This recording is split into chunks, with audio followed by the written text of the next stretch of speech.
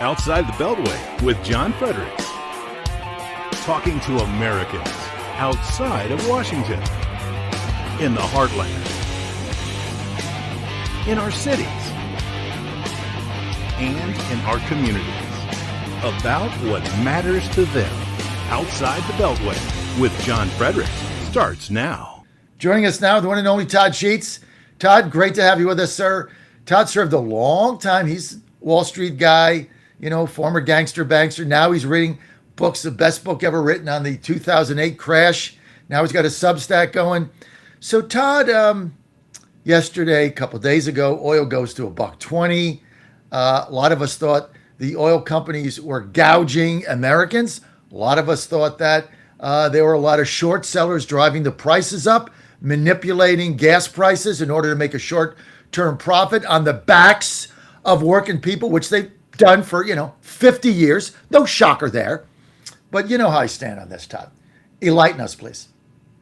Yeah, well, clearly some of those kinds of things do go on, but you also have a lot of people just trying to place bets about effectively how long this war is going to go on, how long the strait is going to be closed, and what that is going to do to energy prices.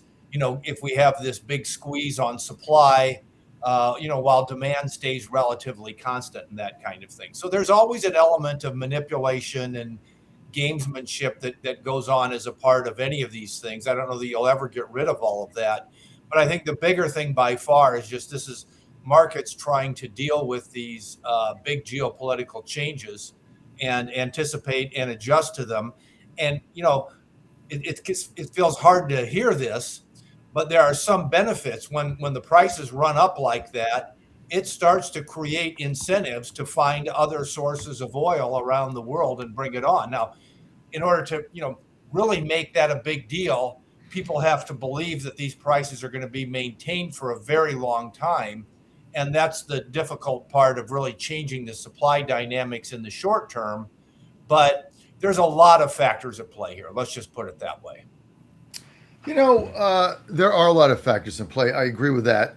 But it really feels to a lot of us like we're not getting any oil from Iran, right? None of the oil flows from there to us. And we have the largest armada in the Mediterranean right now and in the Persian Gulf in the history of mankind. I mean, they could open up the straits in a nanosecond if they just put the ships there. So, or just take it over Wednesday. Like by 3:00 today, they could just take the thing over and say, we own it. Sorry. All that's, it really felt to me like gangster banksters in New York were speculating short, driving the prices up to make a short-term profit. Now, because oil came down at 87, make a short-term profit on the backs of working class Americans who were having to pay another 30, 40, 50 cents at the pump. And this has been going on forever. They make their money by screwing working people.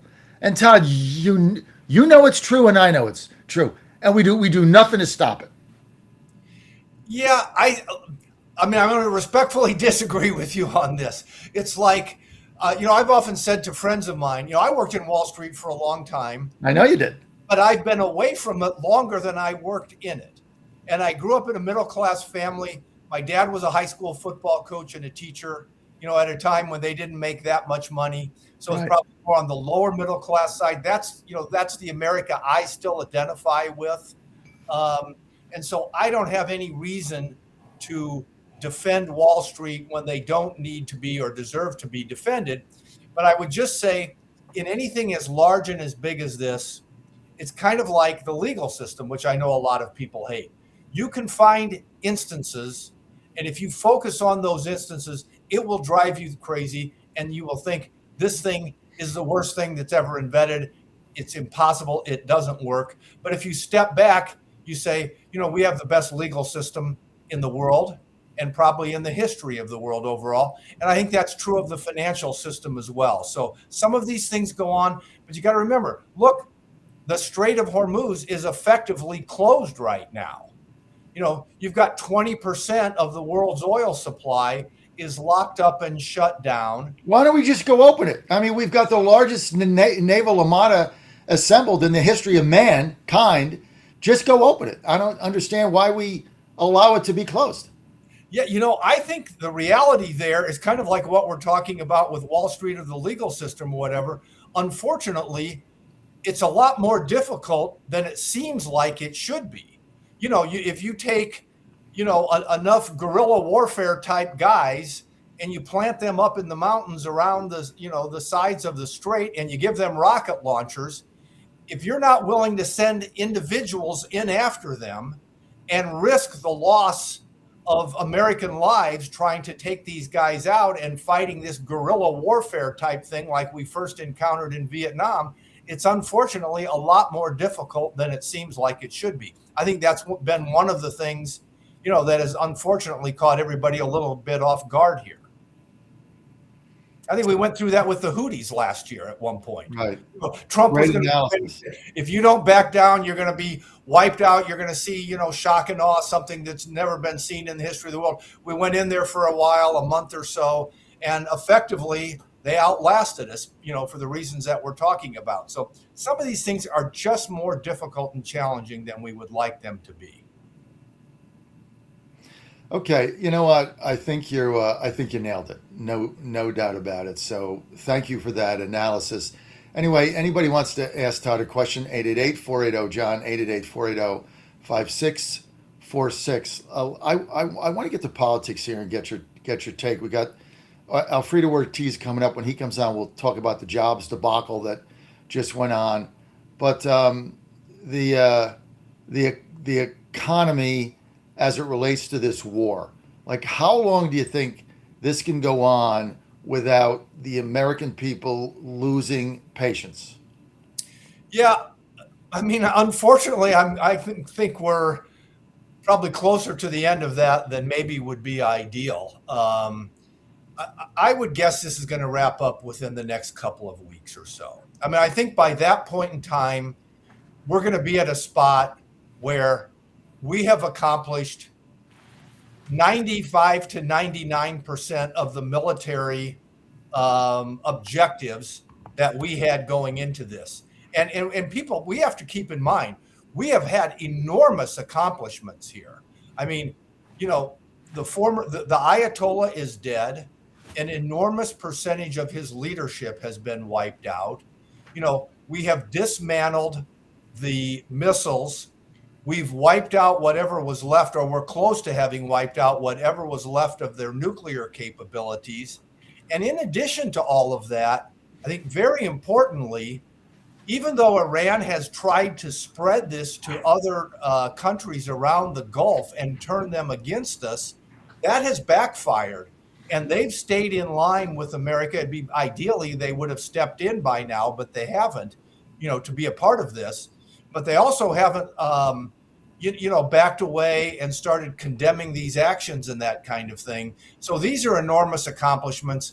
I'm guessing, another week or two, we've got all of that done. If the regime hasn't fallen, which it appears like they're not going to, although who knows? This is a country that was already on the brink of economic collapse before this started. And now they're in much worse situation. But if they haven't fallen by then, it's a question of, do we go in with boots on the ground? And I'm guessing we're not going to do that. And so then this stuff, starts to unwind at that point. I guess my question is, and I'm just asking this question. This is a question, not like a statement in a question that sometimes we do here. I don't see who it matters who's in charge. If we have decimated their ballistic missiles, if we have decimated their Navy, they have no Navy. If we have taken out all their ability to get a nuke, and somebody that we don't like is still in charge, haven't we met our objective? Because the objective is not regime change. The objective was to, take out Navy, take out the ballistic missiles, take out the nukes, and cut off their ability to fund their proxies. All of that's going to be accomplished regardless of who's in charge. So, after a month, when all that's done, why not just leave and say mission accomplished and good luck to the Iranian people in figuring out their next government? Not our deal. I don't understand why we just don't do that. I thought that the one thing I didn't agree with the president is when he said, I'm going to choose their leader. It's like, no, you're not. The people are. I mean, I mean, even saying that was cringy. Like, I'm going to choose your leader. No, no, you're not going to choose your leader. This is not Venezuela. These are religious fanatics. So there'll be no puppet government. So I just question that. Yeah, look, I 100% agree with you. I think there's to me, there's three levels here of what happens. And the first level, which makes all of this worthwhile, is what you just said. If we accomplish that and nothing else, and we set them back militarily, they go back to this dysfunctional economy on the verge of collapse. We keep the sanctions on. That's enough. Now we're dealing with, instead of a major military force on the verge of nuclear weapons and with a massive missile campaign, ballistic missiles, and proxy organizations spewing terror throughout the Middle East, now we're dealing with what's becoming almost a ragtag bunch of guys running around with rocket launchers who are still willing to, economically repress to the point of, starvation 90 million people to stay in power. Eventually that has to collapse. That's the first objective. I agree. That's enough. The second thing is, ideally, as we diminish their military capabilities and their threat to the region, we start pulling the rest of the Gulf further and further into alignment with us and Israel, which I think is also happening, whether it occurs formally or not. That's the next, big phase of getting to where we want to get to longer term. And then the third thing is for the regime change, which has to happen internally, unless we're going to try and go in and force it, which we've already seen that doesn't work. And, as long as we keep the first and the second objectives moving forward and we play a long game here, the third thing will happen at some point in time. So, yeah, I completely agree with you. Todd, we often agree. Often. It's very rare that we don't. But you've nailed everything today. I don't know if you probably got up and had your 1775 coffee, quality of life, but you've nailed absolutely everything. We're going to go to a quick word from our sponsors. Stay with us. I got Alfredo Ortiz coming up. Tyler, do we have Alfredo on? Is he there? He's not here yet. Okay, but we're going to come back because we got, either way, we got to talk about the jobs report that came out, minus 92,000. Not good. Focus on the economy going forward. Todd, just stay with us. We're going to be right back. You're on the John Fredericks Media Network, and we're trucking the truth.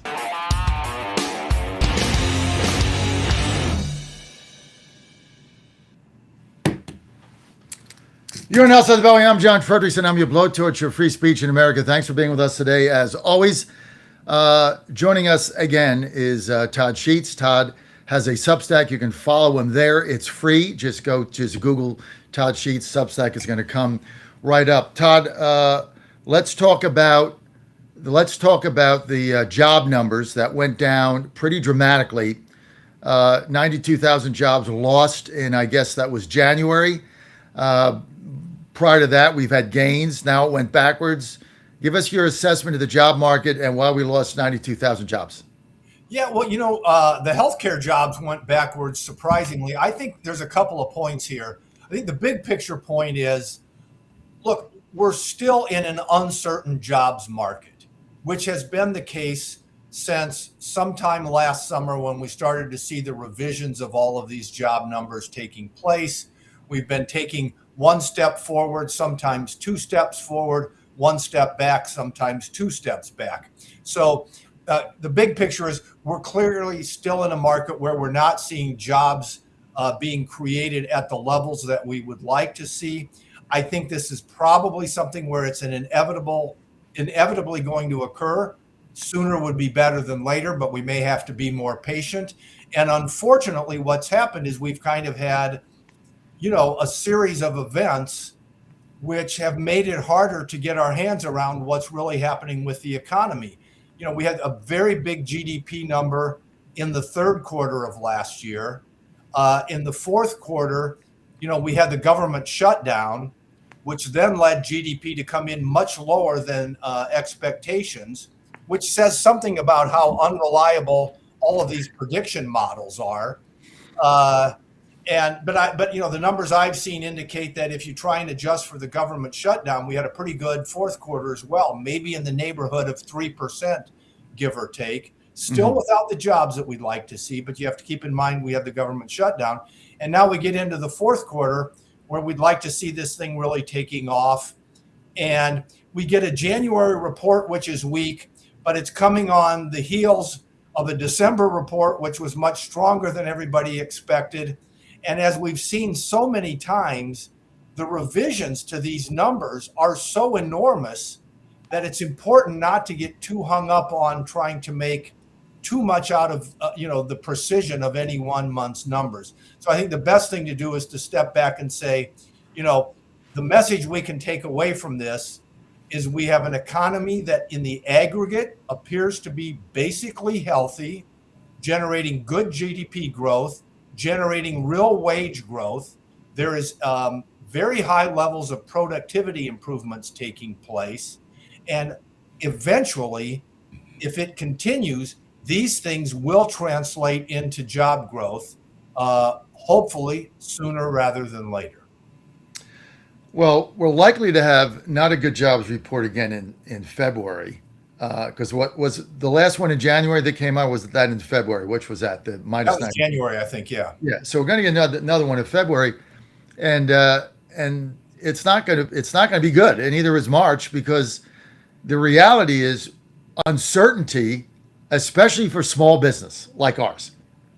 Uncertainty makes you stop doing anything. You're just not going to do anything. So you're not going to expand. You're not going to buy anything. You're not going to hire, because you don't know how long is this war going to go. What are barrels of oil going to be? How's it going to affect the economy? When's the government going to open? People now can't fly. They're 5 hours waiting. I think it was in Intercontinental George Bush Airport. They're saying get there 5 hours before a flight. Who the hell can do that? I mean, I don't have time for that. It means I can't fly anywhere.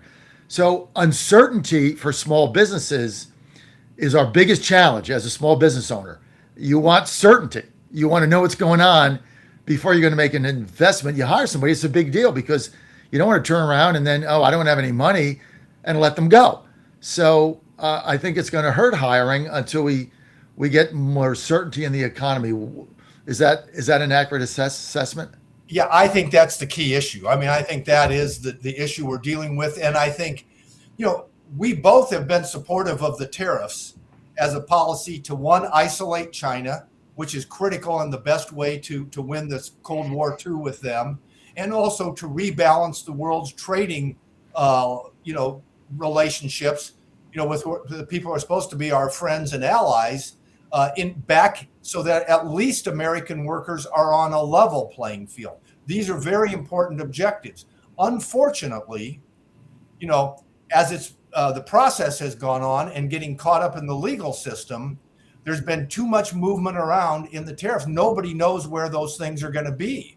And so if you don't know if they're going to be legal or they're not, or it's going to be 10% or 25 or 30%, and you're trying to shift your supply chains around to deal with the moving target, especially like you said, if you're a small business, you just don't have the resources to deal with all of that and hire people until you feel like you have a working model of what you're dealing with going forward. And I think, the Supreme Court decision from that perspective was very unfortunate. And I think a little bit like the war, I think, the Trump administration needs to at some point say, okay, we can't leave this ball up in the air forever. We've got to buckle down and just take the best, do the best thing that we can and not get caught up in another year of legal fighting over the tariffs, and impose what we can, set the rules, and move forward, kind of thing. And I think that's another area where the administration needs to focus on that. I agree with you 100%. I mean, you've nailed everything today. And even like our company, we made investments into capital equipment last year, which, we're having the benefit of the tax write-off this year, which is great for 2025 taxes.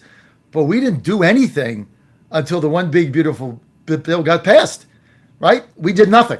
So the first 6 months of the year, we did nothing because we didn't know if it was going to pass and we didn't know if it was going to sunset, right? So you did nothing. And then it passed, and then, we spent a considerable amount of our capital, all of our capital budget we spent in 90 days, got all the upgrades, and now, we can write the whole thing off. But small businesses, you don't have a lot of resources. You're not, liquidity is always the issue. And so you budget certain things and you got to wait until there's certainty before you're going to do anything. That's the way small businesses like ours operate. And so that's the concern I have with the job market going forward. That's why I think we need to, by the end of March, just get out of there. Like, the Navy sunk, yay. We cut off the oil, we cut off the money to the proxies, they're gone. They'll still be there, but they have no money, right? We cut their oil off going to China, that's gone. We sunk their Navy, that's gone. Ballistic missiles are gone. And the chances of them getting a nuclear bomb are now not in our lifetime because they don't have anything. And then you get out. Mission accomplished. I don't see why you need to stand around and wait for the Iranians to choose their new leader, Todd. Look, I agree. I think we do those things, we pull out, and then let Israel continue to go in and play this, game, not a game, but, this objective of taking out whatever leaders they can, whenever they can. And at some point, this thing will fall. And maybe we need to step back in 6 months or a year from now to take out some, buildup of missiles or something like that that's going on, and we help them out. But let Israel continue to play this game of decapitating the leadership over time. And eventually these guys go away. I mean, there's not going to be anybody left with their hands up to become the supreme leader at that point in time. So we got to do it there, and we've got to do it with the tariffs also. I think those are the two big things. FedEx just sued. This was just reported a few minutes ago by CNN, NBC, or the news channel, that CNBC, that FedEx has filed a lawsuit to get the tariff money back. This to me is incredible. Now they're suing the government over the Supreme Court ruling to get the tariff money back. If I was President Trump, I would have given everybody a $2,000 check till it maxed out. Anybody under $120,000, here's $2,000. Money's gone. Go sue the American people that got the money. I mean, now our own companies are suing the government to get the tariff money back. I mean, what does that do?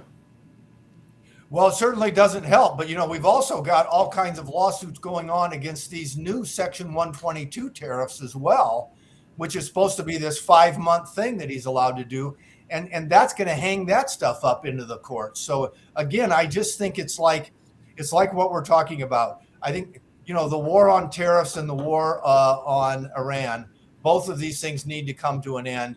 And we need to get some certainty out there if we're going to have a chance to get this economy going in the next 6 months and before the midterms come around. And it's got to happen soon.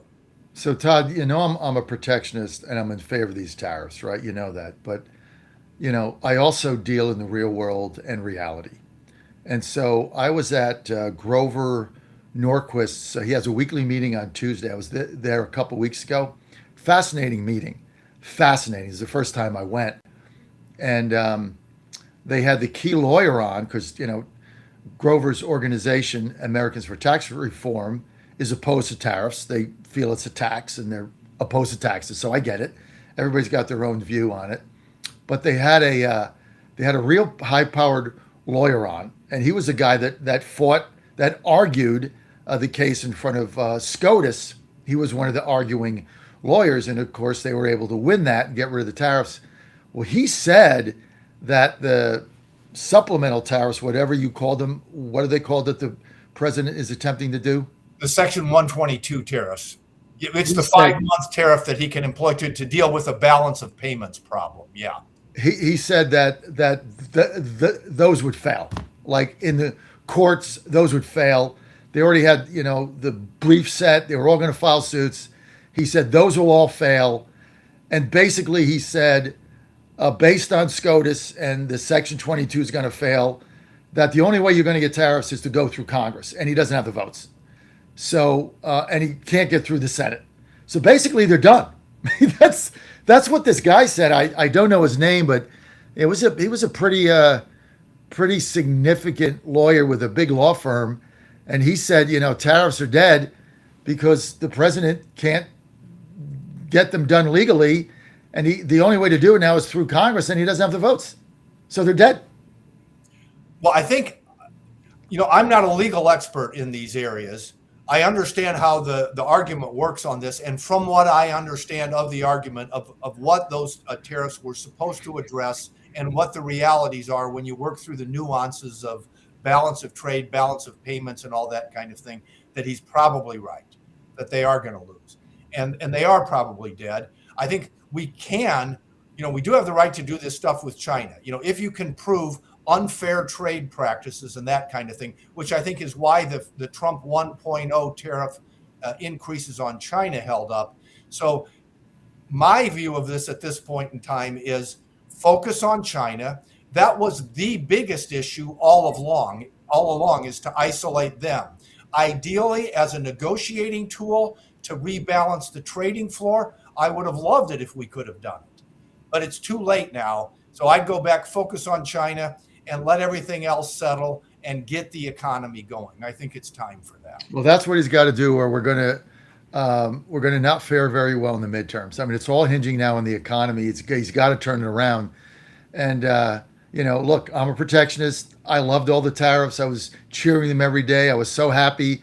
I never thought I'd see it in my entire lifetime. So I had 6 months of glee. Then reality set in when SCOTUS struck it down, and now they're dead. And he doesn't have the votes in Congress, nor will he get them, because there's too many people that take the view that tariffs are a tax and that they raise prices. So it is what it is. We have to deal not in the way the world we'd like it to be, but the world as it is right now. And the president's tariffs policies, which I 100% endorsed, are now not going to be able to be effectively executed. And I agree with you again. Let's just focus on China, because the Supreme Court, as I understand it, did leave that aside because that did meet the standard. And then we got to go from there. Let's just, it is what it is. And, what are you going to do? They can't pass, Todd.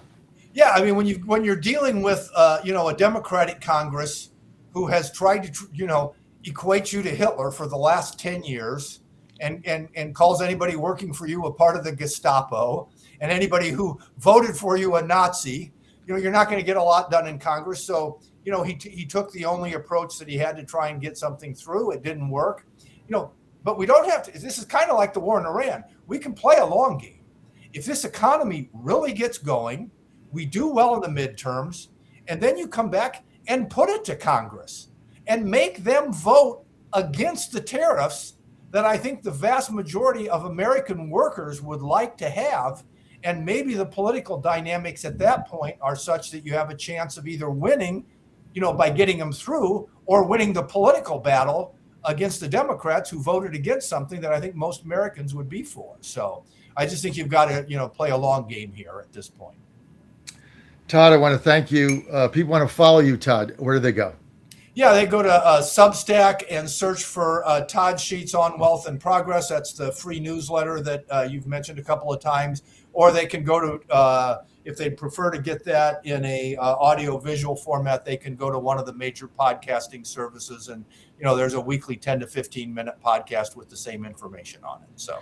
So Todd, we couldn't find anything today we disagreed on. Huh? Zero. Well, either we're both right or we don't want to talk about the alternative, right? That's probably it, Todd. Thank you. Thank you for being with us as always. Great to have Todd Sheets on.